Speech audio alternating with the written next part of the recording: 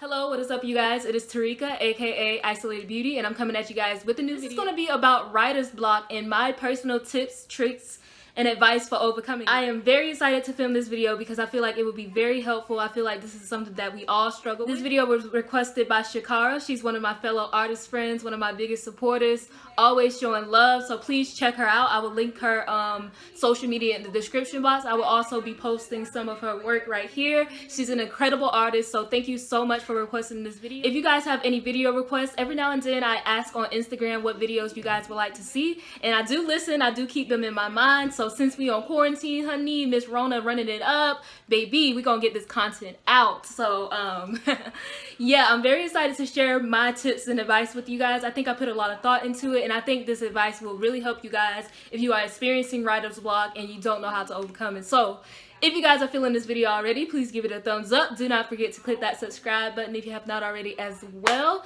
And yeah, let's get into it. Y'all already know what time it is, Miss iPad honey, because she be saving my life. First, I'm going to be telling you guys my newfound perspective on what I believe writer's block is, or what it's caused. In my opinion, writer's block is a period of stillness a writer experiences. Many people describe it as not having ideas or the right words don't come to them, and I do agree with that. However, I believe that it is our minds and creative spirits telling us to be still. I think that a writer experiences writer's block when they are experiencing a transition in their life, and this will follow with a transition in their art as well. So if stuff is changing in your life, if your perspectives are changing, if you are just in a different season of your life, I feel like your art will reflect that. But a lot of people don't understand that, and they see it as this like bad or scary thing. But I think that is a very beautiful period, and the results to follow will be very beautiful. I think that writer's block is a sign to be more present. I think as artists, we are obsessed with preserving memories, retaining memories, just saving the memories via our art. And I think that when you have writer's block, it is just your creative spirit telling you, you need to be still, you need to be more present, you need to enjoy where you are right now versus trying to create about the moment, create about the past, create about the future. Just be still, live in the moment, and it will pass by and you will create when it's time to create. So yeah, that is my perspective on writer's block. This is very newfound. As I get more mature and more experienced as far as writing, everything changes. So I bet that sounded very different compared to what you would normally hear, but I hope that you guys appreciate that. What exactly causes writer's block, and specifically what has caused my writer's block? So personally, for me as a writer, I am someone who is always performing, always doing spoken word, always at an open mic. So for me, I personally experience the pressure of having to top what I've done before. I think about, oh, this might not get enough snaps, this might not get enough claps, or woo, you know what I mean? I always think that I have to outdo myself. I should be creating because I know how it's going to feel for me to release that, to get that off of my chest, to just really make what's going on in my life make sense instead of creating for validation or creating for an ego boost or whatever. Another cause of writer block may be lack of inspiration. Nothing is creatively stimulating you, or you aren't doing enough activities to creatively stimulate. I think that another form of writer's block is too many ideas. This is personally what I experience more nowadays. Sometimes we have so many ideas, so many things we want to say, and our mind is very clouded because we can't lock in and focus on one idea. Comparison is a big cause of writer's block. I got real excited. Sure, it's very great to look at other writers for inspiration, look at other artists for inspirations, but even I slip into the trap of, oh, I wish I was doing this, or I wish I had this, I wish I had that, when in reality, we need to focus in on our own journey. We are exactly where we are supposed to be, and at the end of the day, we can obtain anything that we manifest, anything that we desire. We just have to put in the work and not compare ourselves to others, because comparison is indeed the thief of joy. At the end of the day, you are the writer that you are, and that writer is the writer that they are, and you're never going to be one and the same. You're always going to be you, and I think that's something that we have to accept.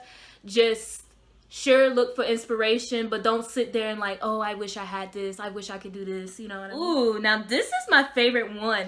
Lack of solitude. So something that I have recently discovered about myself is that I am a very much more strong, powerful creator when I am in solitude. I realize that solitude is necessary for me in order to obtain my best and smoothest creative flow. When others are around me or in the same space as me for too long, I feel as though my flow is blocked. Like, sure, stuff still flows out and I can still create, but nothing comes in abundance. Like I said in one of my recent videos, solitude brings out the best or worst me. And that's a very complicated thing, but it's very true. Spend some time alone. Like, take some time to yourself. Just really make your room your sanctuary and your safe place, and you will realize that your creative flow will become much more fluid and the ideas will really come. So this one is very different as well, and this may not apply to everybody because I do understand that not everybody is religious, not everybody is spiritual, not everyone believes in a higher power, but I'm going to say it anyways to those that it does apply to. That would be disconnect from a higher power, a disconnect from a spirit, disconnection from God. There's just a lack of connection. I know that personally when I'm not praying, when I'm not, you know, meditating or like taking some time to like express my gratitude for the things in my life, I get really crazy. My life get crazy. I get disorganized because I'm not connected to God. I'm not connected to the universe.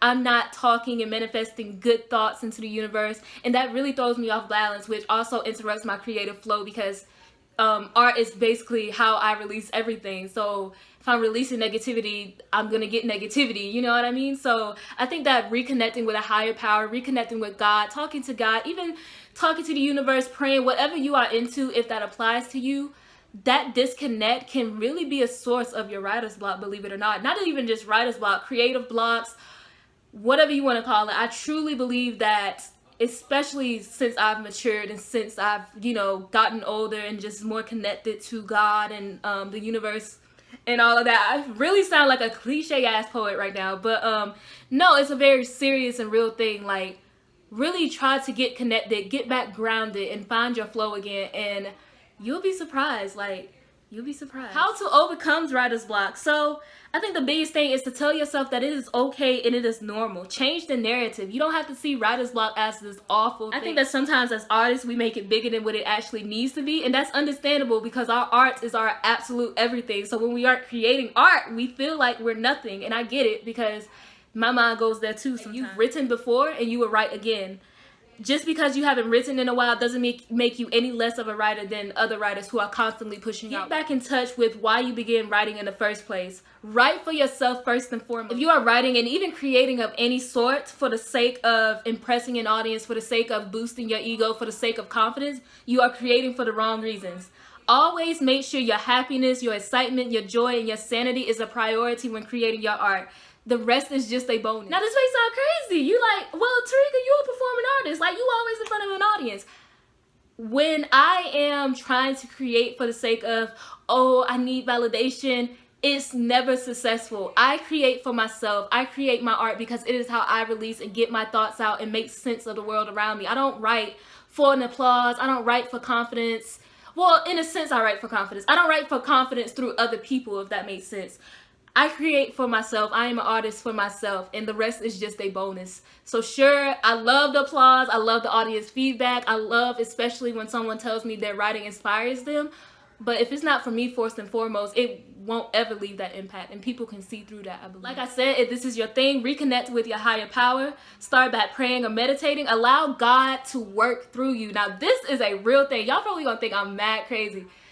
When I am creating, there's a presence that's over me, and I can feel it like on my body. I can feel it as I'm writing. I feel it in my mind, and that's God. That's the good things of the universe. That is the spirit, whatever you want to call it. Like, just get back in touch with that, because that is truly going to guide you to creating beautiful works of art. Not that you couldn't on your own, but coming from someone who is spiritual and believes in God and, you know, believes in the universe. I'm just a spiritual person. It's a very real thing. Allow that presence to touch you and hold you and wrap it in your arms, and you'll be amazed at what you create. Learn your patterns. When do you write the most? What season do you feel like you're at your best? What season do you write the most? Do you write more when your life is more calm or chaotic? Like, as humans, I feel like we all have patterns. We all have these little things about us. Like, for me, I write better and I write my best stuff when my life is like in shambles, to be honest, because like essentially art is what heals me. So, you know, when I'm hurting, like, I create the best. Sure, I can write well when my life is calm, you know, nothing much is going on, but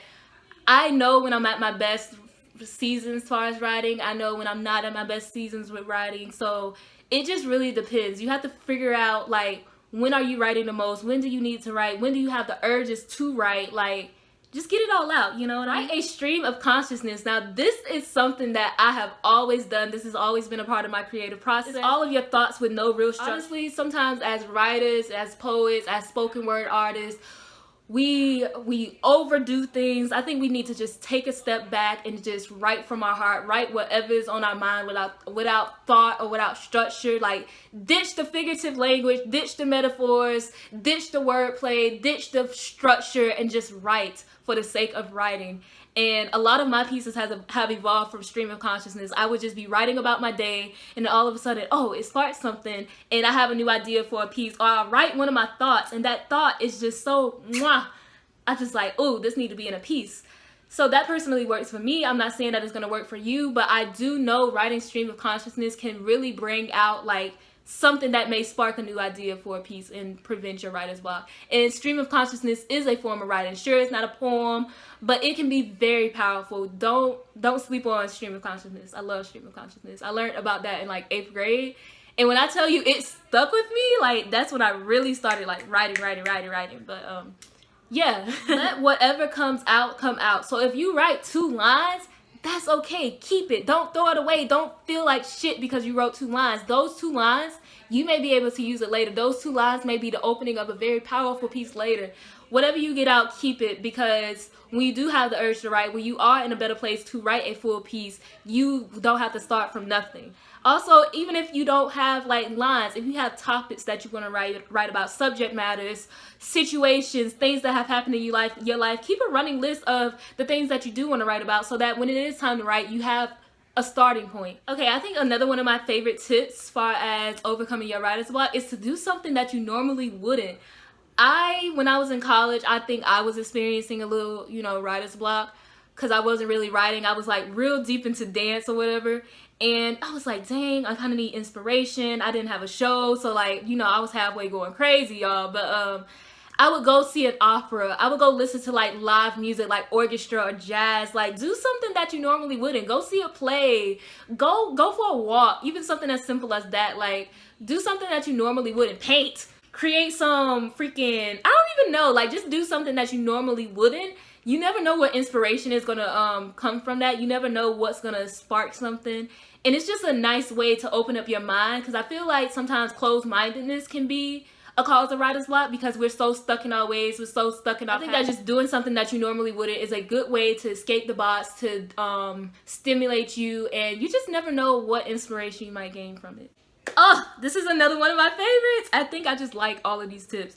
Talk to someone. Literally just have a conversation. Call one of your friends on the phone. Go downstairs to talk to your mom or dad. Go talk to your brother.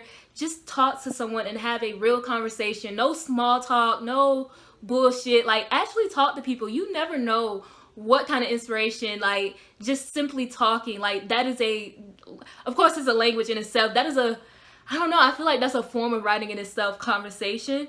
Even as of recently, I've been talking to like my guy friends, or my best friends, or my mom, and I get so much inspiration just from little things. Like, I don't tell them like, "Ooh, this just sparked a piece," but like, it literally just happened. Like, what was that? Like, I wouldn't say last night, the night before, I was on the phone with my friends. We were talking about like high school and all of that other stuff, and I got new ideas for pieces. So literally just talk to someone. There's so much inspiration that can be found in conversing. This next tip is a little cliche, but it works. I'm not going to tell y'all something I haven't tried and something that doesn't work, and that is to change your environment. Go to a coffee shop, go to a bookstore, go outside, like even go in a different room of your house. Like, just change your environment, because that change of scenery can just really like bring something new to your creative flow. Some of my favorite places to go, I love going to like a Starbucks when I can. I love going outside. Like, there's just something about fresh air, the smell of coffee. It's just really nice. Lastly, I want to say be patient with yourself as well as with the process. Take as much time as you need to. At the end of the day, you don't owe anybody anything. You, as an artist, you choose to give people your work. You know what I mean? There are artists who don't share their work at all, but they're still artists. So you don't owe anyone anything, not even an explanation. Oh, you still write? why you ain't writing in a while? You don't have to tell anybody anything. We don't owe people that. No matter how far you stray away from your art, when you are ready to return, it will always greet you with open arms. Not alone, and this too shall pass. Very cliche, but it's very true. All artists are experiencing this, all writers are experiencing this or have experienced this, and you're not alone and you'll get through it. And with that being said, that is the end of this video. I really hope that you guys liked it. Please give it a thumbs up if you did. Do not forget to click that subscribe button if you have not already as well. Once again, thank you Shakara for requesting this video on Instagram. Please check out her work. Like I said, she's a bomb artist and I'm so proud of her and I love her very much. Follow me on all of my social medias at Isolated Beauty if you have not already as well. I finally think I don't have anything else to say, and I will see you guys in my next video. Mwah!